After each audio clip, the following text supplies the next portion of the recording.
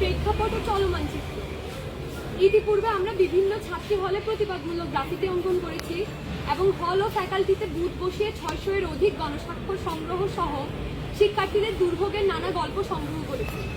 বর্তমানে ঢাকা বিশ্ববিদ্যালয়ের প্রায় 57% নারী শিক্ষার্থী আবাসন সুবিধা থেকে বঞ্চিত।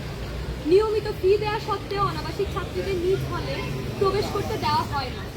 নিরাপত্তার অজুহাতে রাতে হলে প্রবেশের সময়সীমা বেঁধে দিয়ে ছাত্রীদের হয়রানি, অপমানজনক জিজ্ঞাসাবাদ এবং প্রশাসনিক হেনস্থার মুখোমুখি করা হচ্ছে।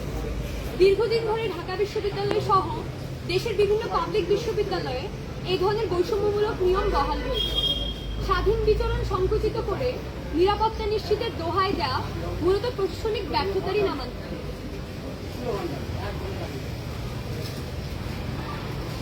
অবরোধ ও ভোগান্তির গল্প।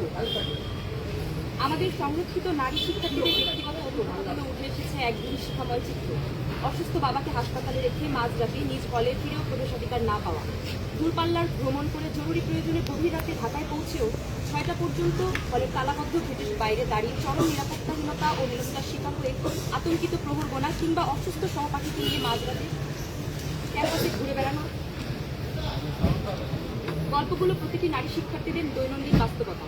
এমনকি শিক্ষা সফরে লেট পারমিশন নিতে গিয়ে হাউস ডিরেক্টর কর্তৃক অনুমতিপত্র ছিঁড়ে ফেলা, স্লাট শেমিং, অপমানজনক মন্তব্যের মুখোমুখি হওয়া কিংবা অনাবাসিক ছাত্রীদের সারাদিন ক্লাস শেষে নিজ হলের ক্যান্টিনে দুপুরের খাবারটুকু খেতে না দেওয়ার মাধ্যমে প্রতিনিয়ত নারী শিক্ষার্থীদের প্রতি বৈষম্যমূলক আচরণ করা হচ্ছে এবং ন্যায্য সুযোগ সুবিধা থেকে বঞ্চিত করা হচ্ছে। এই প্রেক্ষাপটে আমাদের যে পরবর্তী কর্মসূচি সেগুলো নিয়ে হচ্ছে আমি কথা বলছি।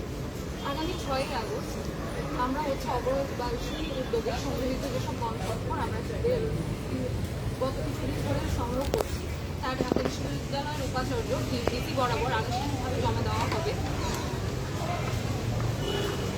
গণস্বাক্ষর জমাদানের পূর্বে বিশ্ববিদ্যালয়ের প্রাঙ্গণে একটি সর্বাত্মক মানববন্ধন অনুষ্ঠিত হবে।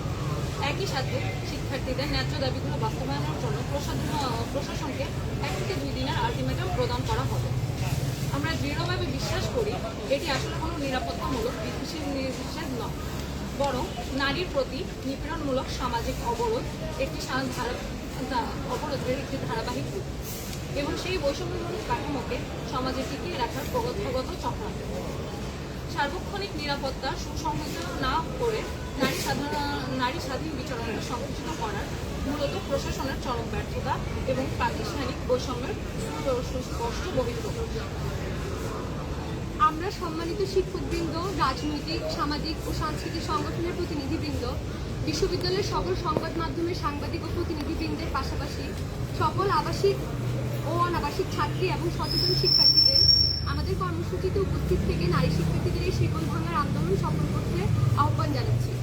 আজকের আমাদের এই প্রেস ব্রিফিং থেকে আমরা যে ঢাকা বিশ্ববিদ্যালয়ের যেসব রাজনৈতিক, সামাজিক